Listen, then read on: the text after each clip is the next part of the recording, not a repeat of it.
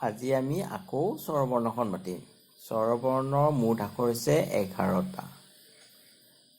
অ,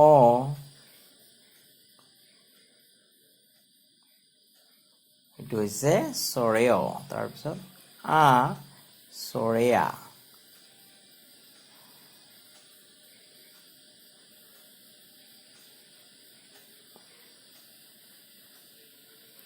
চৰেয়াৰ পিছত হ'ব হস্ৰই। হস্ৰই।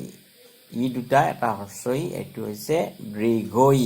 দুইটাই ই, প্ৰথমটো হস্ৰই, দ্বিতীয়টো দীৰ্ঘই। তাৰপিছত হস্ৰৌ। উ ঠিক তেনেদৰে দুটা, এটা হস্ৰৌ, তাৰপিছত আহিব দীৰ্ঘৌ। সেইটো উ, এটা হস্ৰৌ, দ্বিতীয়টো হৈছে দীৰ্ঘৌ। তাৰপিছত আহিব ৰি।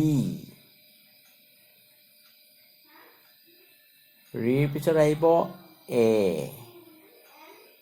এৰ পিছত আহিব ঐ। আমি বন্ধু বান্ধৱীক কেতিয়াবা ঐ বুলি মাতো নহয়, ঐ।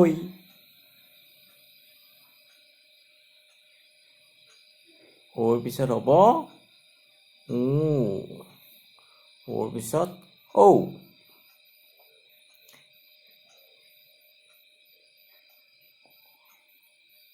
আকৌ মাতো আহাচোন। অ, আ, হস্ৰই, দীৰ্ঘই, হস্ৰৌ, দীৰ্ঘৌ, ৰি, এ, ঐ, উ, ঔ। মুঠ স্বৰবৰ্ণৰ আখৰ হৈছে 11টা।